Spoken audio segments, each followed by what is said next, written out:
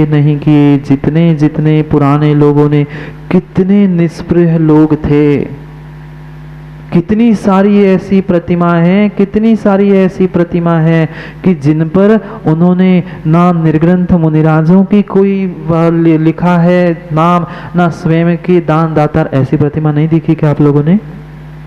कितनी सारी निर्मल जी प्रतिमाएं हैं जिन पर कोई उल्लेख नहीं है, संवत नहीं है। ये उनकी निष्पृहता थी, निष्पृहता थी। और तभी तभी तभी तो इतने अतिशय उन प्रतिमाओं में हुआ करते। हमें स्वयं में विचार कि हम अपने जीवन के उत्थान के लिए हमें स्वयं को क्या करना है और क्या नहीं करना है। आज तक जो हमने किया है उससे कुछ और हट के हमें करना है, और स्वयं हट के करना है। क्योंकि स्वयं के जीवन के उत्थान का अगर कोई सूत्रधार है तो वह स्वयं की सोच, स्वयं की विचारधारा ही है। नहीं बदल सकता दूसरा कोई, नहीं बदल सकता दूसरा कोई जीवन के उत्थान को।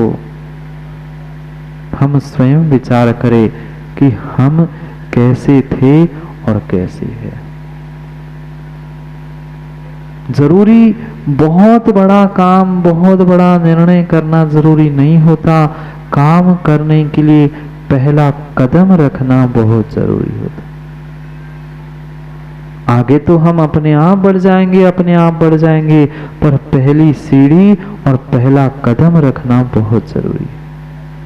एक कदम भी रखा है, एक सीढ़ी भी चढ़ी है, ठीक है समय लग जाएगा, पर आज नहीं तो कल कभी पहुंचने का मार्ग तो खुला है। आज नहीं तो कल कभी पहुंचने की संभावना तो है। जो बेचारा घर से निकला ही नहीं है, जिसने पहली सीढ़ी चढ़ी ही नहीं है, पहला कदम रखा ही नहीं है, वो क्या मंजिल तक पहुंच पाएगा। एक युवा था नगर में, अपना काम करता था, सुबह दोपहर शाम। अपने काम से आशीष उसे बिल्कुल फुर्सत नहीं थी। जिस नगर में रहता था उस नगर के पास ही एक बहुत सुंदर और बहुत प्राचीन मंदिर था। जिस नगर में वो रहता था वहां से लगभग 4-5 किलोमीटर मुश्किल से होगा। इतना सुंदर वह मंदिर, इतना प्राचीन मंदिर था कि दूर दूर से लोग वहां उस भगवान के प्रतिमा के दर्शन करने पहुंचते थे। वो बेचारा युवा रोज सोचता था कि आज मुझे भगवान के दर्शन करने जाने हैं, आज मैं मंदिर जाऊंगा। रोज सोचता, पर कुछ ना कुछ ऐसा काम होता, कुछ ना कुछ ऐसी आपत्ति विषमता आती कि सोचकर भी वह बेचारा मंदिर तक नहीं पहुंच पाया। कितना दूर था? अभी से कितना दूर? 5 किलोमीटर मुश्किल से था। वह रोज सोच के नहीं जा पाता था। बाहर के रोज कोई ना कोई यात्री आते, भगवान के दर्शन करते, मंदिर की प्रशंसा करते, निकल जाते। बेचारा सोच के रह जाता था, मुझे जाना है पर क्या बताएं, पुण्य का उदय नहीं है, तब तक भगवान के दर्शन भी संभव नहीं है। नगर में प्रतिमा होती है, नगर में मंदिर होता है, नगर में निर्ग्रंथ होते हैं, पर विरला ही पुण्यात्मा उसके सहयोग को, उनके संयोग को, उस संस्कारों को प्राप्त कर सकता है। देवेंद्र भाई, हर कोई नहीं कर सकता। हाँ, उसी नगर में रहने वाला जीव कोई देव शास्त्र गुरु की आराधना करने में लगा है और कोई वही देव शास्त्र गुरु की निंदा करने में लगा है। दोनों बेचारे कर्म का बंध कर रहे हैं। एक भगवान बनने के लिए पुण्य इकट्ठा कर रहा है और एक नरक निगोद जाने के लिए अपने कर्मों की, पापों की व्यवस्था बना रहा है। दोनों कर रहे हैं अपने स्वयं की व्यवस्था, स्वयं के सोच से, स्वयं के विचार से। वह बालक भी सोच रहा था, युवा भी सोच रहा था, कब वह दिन आएगा कि इतने पास ये मंदिर है, लोग इतनी प्रशंसा करते हैं, सैकड़ों हजारों किलोमीटर से लोग दर्शन करने आते हैं और मैं यहाँ के यहाँ नहीं पहुंच पाया। कब मेरा पुण्य होगा कि मैं भी पहुंचकर उस भगवान के मंदिर में भगवान की प्रतिमा के दर्शन कर लूं। सोचता सोचता कई दिन कई महीने निकल गए। कई महीने निकल गए। एक दिन उसने ठान लिया कि दिन में कुछ ना कुछ काम आता है। रोज सुबह सोचता हूं आज जाऊंगा आज जाऊंगा आज जाऊंगा, पर रोज कुछ काम आता है। आज दिन की राह में देखूंगा ही नहीं, दिन की राह देखूंगा ही नहीं, मैं तो रात में ही चलने लग जाऊंगा, जब पहुंचूंगा तब पहुंचूंगा। निर्णय कर लिया नहीं, मैं तो आज निकलने वाला हूं। और घर से वो रात के समय सब अपना व्यापार काम सब कुछ निपटा कर रात के समय वह अपने घर से निकल पड़ा। अब छोटा सा देहात, छोटा सा नगर, वहां से वहां तक मंदिर तक थोड़ी कुछ विद्युत की, लाइट की और बिजली की कोई व्यवस्था थी। जहां जब तक नगर में था, जब तक उस देहात में था, तब तक तो उसके लिए वह थोड़ा सा प्रकाश मिल गया। उस देहात के ग्राम के जैसे ही बाहर पहुंचा, पूरा अंधेरा, पूरा अंधेरा। कहता है अब कैसे जाऊं? आसमान की तरफ देखता है, आसमान में देखा, समझ में आ गया, अरे ये होता है पुण्य में छेद। हाँ, ये होता है पुण्य में छेद। सोचा था कि थोड़ा चंद्रमा का तो उजिला मिल जाएगा, कुछ तो रास्ता पार हो जाएगा। अब आज अमावस की रात और मैं निकल पड़ा। इतने दिन याद नहीं आई, दिन में समय नहीं मिला, रात में निकले तो रात में निकले तो उसमें भी आज अमावस्या। अब कैसे पहुंचूं? कैसे पहुंचूंगा मैं इस मंदिर तक? पर जाना तो है। उसने सोचा कि अब मैं नगर में लौट के नहीं जाऊंगा, नगर में लौट के बिल्कुल नहीं जाने वाला हूं। भले ही अभी नहीं चल पाऊंगा, रात भर यही बैठा रहूंगा, सुबह जैसे ही सूर्योदय होगा पहले जाकर भगवान के दर्शन करके आऊंगा, फिर घर जाऊंगा। साथ में निकलते माँ ने उसके हाथ में एक मोमबत्ती और एक माचिस दे दी थी कि बेटा अंधेरे में जा रहे हो, इतनी मोमबत्ती और माचिस से काम चल जाएगा, कुछ तो उजाला हो जाएगा। फिर उसे याद आ गया कि माँ ने मुझे मोमबत्ती और माचिस दी है। उसने मोमबत्ती प्रकाशित कर दी। वह जली हुई मोमबत्ती को लेकर वो पुनः खड़ा होकर चलने लगा और चलते चलते उसने देखा, अरे मंदिर तो 5 किलोमीटर दूर है, मुझे तो 10 फीट के आगे क्या है नहीं दिख रहा है। जंगल में कौन प्राणी, कौन कैसा, मैं कैसे बचूंगा? पुनः उसने उस मोमबत्ती को बुझाकर बैठ गया। हमारे साथ भी ऐसा ही होता है। हम भी सोचते इतना बड़ा काम कैसे कर लूंगा, इतनी लंबी रास्ता, इतना दूर, इतनी मंजिल है, कैसे पहुंच पाऊंगा। हार के, हिम्मत हार के हम पुनः बैठ जाते। पुनः जैसे तैसे किसी की याद आती, पुनः बढ़ने का प्रयास करते, पुनः याद आता नहीं नहीं मैं अकेला हूं, इतना दूर कैसे जाऊंगा। पुनः पत्थर पे बैठ जाते।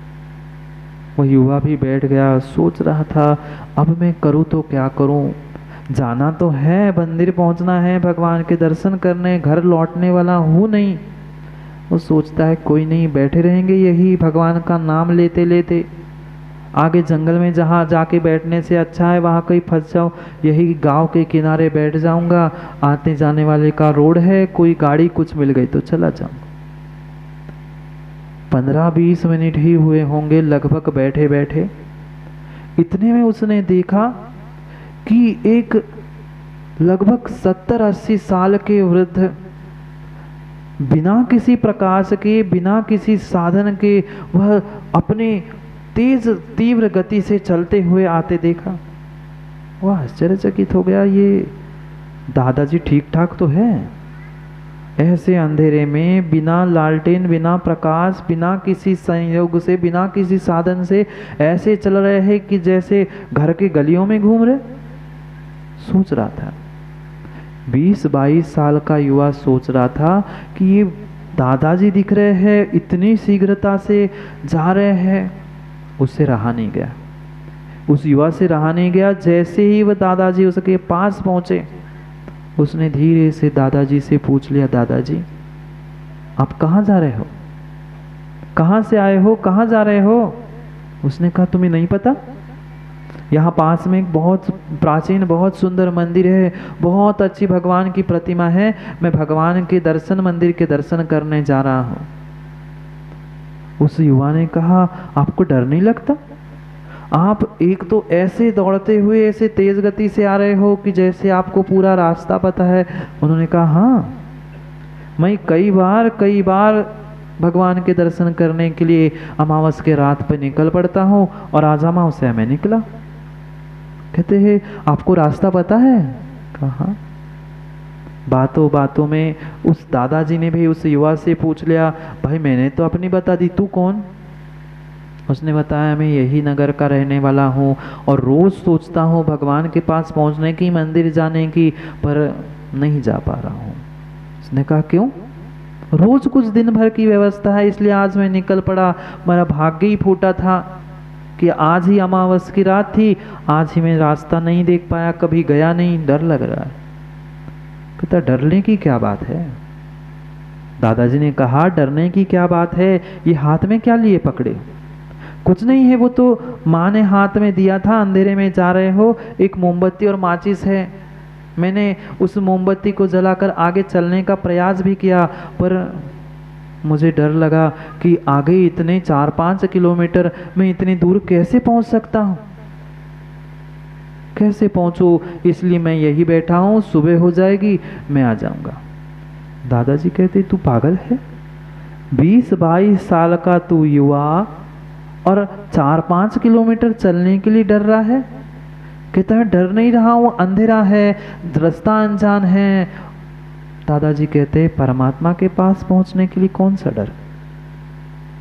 तुम्हें परमात्मा के पास पहुंचना था, भगवान के पास पहुंचना था, तुम भगवान का नाम लेके चलने लगते तो अपने आप भगवान के पास पहुंचते। वहां डरने की, घबराने की कोई जरूरत ही नहीं थी। कहता नहीं दादाजी आप चले जाना, मैं तो यही रुका हूं, सुबह हो जाएगी मैं चलने लग जाऊं। कहते कैसे डर रहे हो? परमात्मा के पास जाने के लिए कोई डरता है क्या? तेरे हाथ में तो फिर भी एक मोमबत्ती है, माचिस है, मेरे पास कुछ भी नहीं है, फिर भी मैं जा रहा हूं।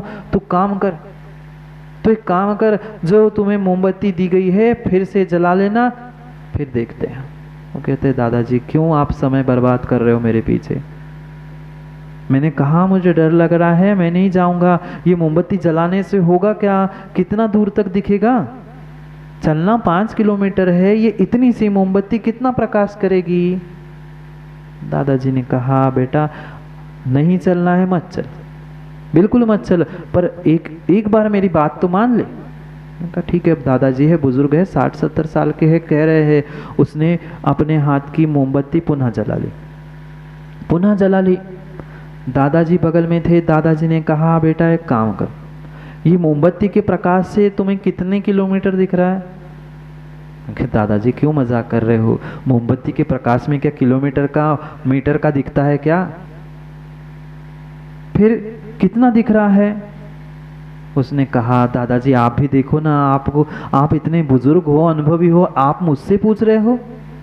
उसने कहा हाँ बता दो ना बेटा, कहाँ तक दिख रहा है तुम्हें इसके प्रकाश में? वो कह रहा है दादाजी ज़्यादा से ज़्यादा 1 कदम या दूसरा कदम बहुत मुश्किल से दिख रहा है, आगे का कुछ नहीं दिख रहा है, 5 किलोमीटर चलना है, मजाक नहीं। कहते हैं दादाजी अच्छा 1 कदम दिख रहा है ना? उसने कहा 1 कदम दिख रहा है, एक काम कर 5 किलोमीटर नहीं चल, बिल्कुल मत जाना 5 किलोमीटर, तो 1 कदम दिख रहा है विकास भाई, 1 कदम आगे बढ़ा, रख लिया 1 कदम उसने। पुनः दादाजी ने पूछा अब कितने किलोमीटर दिख रहा है? मैंने कहा दादाजी क्यों मजाक कर रहे हो, मैंने कहा ना 1 कदम के आगे ज्यादा नहीं दिख रहा मुझे। उसने कहा अभी भी 1 कदम दिख रहा है क्या? मैंने कहा और 1 कदम रख दो। ऐसे करते करते करते करते दादाजी ने कितने कदम चलाए? पूरे 4-5 किलोमीटर जितना वह मंदिर परमात्मा का बचा था, वहां तक वह कितने कदम चला के मात्र मोमबत्ती के प्रकाश में एक ही कदम दिख रहा था। दादाजी ने कहा कि एक कदम दिख रहा है ना, पहला कदम रख ले तो अपने आप मंजिल तक पहुंच जाएगा। एक एक कदम करते करते वो 5 किलोमीटर पहुंच गया। इतनी सी भले ही छोटी सी वह मोमबत्ती की लौ हो, पर एक कदम के हिसाब का तो प्रकाश है ही। भले ही कितना ही खोटा पंचम काल हो, कितनी ही छोटी सी श्रद्धा की लौ हो, कितनी ही छोटी सी भक्ति, कितना ही छोटा सा समर्पण हो, क्या विकास भैया एक कदम हम नहीं रख सकते? पता है मंजिल बहुत दूर है, बहुत दूर है, बहुत चलना होगा, बहुत समय भी लगेगा, पर बहुत पहुंचने के लिए, बहुत चलने के लिए, बहुत पहुंचने के लिए पहला कदम रखना जरूरी है। पहला कदम रखना जरूरी है। जिसने पहला कदम रखा है, एक एक कदम भी चलना सीख लिया है, वह आज नहीं तो कल कभी मंजिल में पहुंचता ही है। और वही विकास भैया अपने विकास करने के लिए सोरई वालों ने, पूरे समाज ने निर्णय कर लिया, जो बड़ा कार्यक्रम है बाद में करेंगे ही करेंगे, पर आज पहला कदम तो हम रखने ही वाले हैं। और जो मजबूती से पहला कदम रखता है, जो मजबूती से पहला कदम रखता है, वह मंजिल पर अवश्य ही पहुंचता है। भले ही छोटी सी लौ लगी हो हमारे भीतर श्रद्धा की, समर्पण की, पर वह श्रद्धा की छोटी सी मोमबत्ती की लौ जैसे उस युवा को एक कदम चलने के लिए सहयोग कर रही थी, ऐसे मेरे भीतर की, ऐसे खोटे पंचम काल की छोटी सी, थोड़ी सी हमारी भक्ति, समर्पण और श्रद्धा की लौ हमें आज नहीं तो कल परमात्मा के उस सिद्ध शिला तक अवश्य पहुंचाएगी।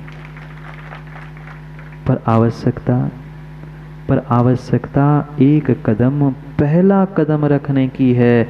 घर में बैठकर अगर सोचते रहे तो कभी काम नहीं होगा। एक कदम रख लो, एक कदम रख लो, अपने आप हमें सहयोग करने वाले मिल जाते हैं। अपने आप कोई ना कोई दादा मिल जाएंगे, कोई ना कोई मिल ही जाएगा।